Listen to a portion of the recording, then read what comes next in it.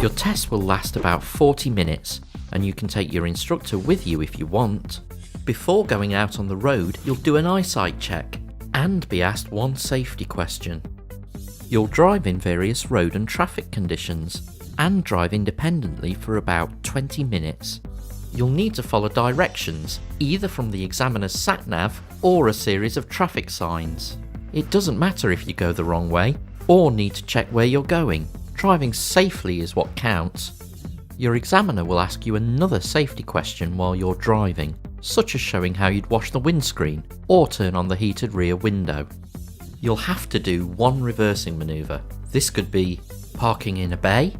The examiner will ask you to either drive in and reverse out, or reverse in and drive out. Or you could be asked to do parallel parking at the side of the road. Or you might be asked to pull up on the right hand side of the road. You'll need to reverse for about 2 car lengths, and then rejoin the traffic. You'll also do controlled stops to check that you can stop and move away safely. You might also be asked to do an emergency stop. At the end of the test, your examiner will tell you if you've passed and give you feedback. You'll only fail if you make 16 or more driving faults or any serious or dangerous faults. Found this useful? Then give it a thumbs up and don't forget to subscribe to our channel.